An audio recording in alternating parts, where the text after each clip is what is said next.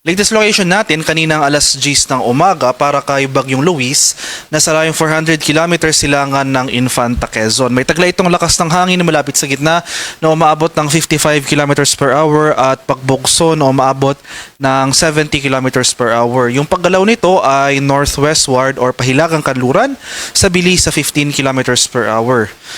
Makikita natin dito sa ating latest satellite images itong mga makakapal na kaulapan dito sa malaking bahagi ng Luzon, particularly over the eastern section, ay yung mga rain bands associated kay Bagyong Luis na sa kasalukuyan nagdudulot ng maulap na kalangitan at mga kalat-kalat na pag-ulan na may pakulog at pagkidlat dito sa area ng Cagayan Valley, malaking bahagi ng Central Luzon including Metro Manila, Calabarzon, most of Mimaropa, and Bicol region. Kaya sa mga lugar nito, asahan natin na posible throughout the day itong cloudy conditions at mataas sa tsansa ng pag-ulan, especially sa bandang hapon at sa gabi.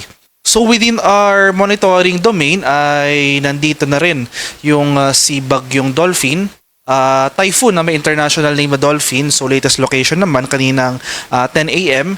3,235 kilometers silangan ng extreme northern Luzon. May taglay na lakas ng hangin malapit sa gitna na umaabot ng 175 kilometers per hour, gustiness na umaabot ng 215 kilometers per hour. Yung movement naman nito ay west-northwestward sa bilis sa 25 kilometers per hour. So for its forecast, wala po tayong inaasang direktang epekto ni Bagyong Dolphin sa ating bansa, ngunit ito naman yung posibleng magpapalakas or mag-enhance ng habagat towards the end of the week na kung saan makakaranas tayo ng mga kaulapan at pag-ulan sa western section ng Luzon and Visayas sa mga susunod na araw.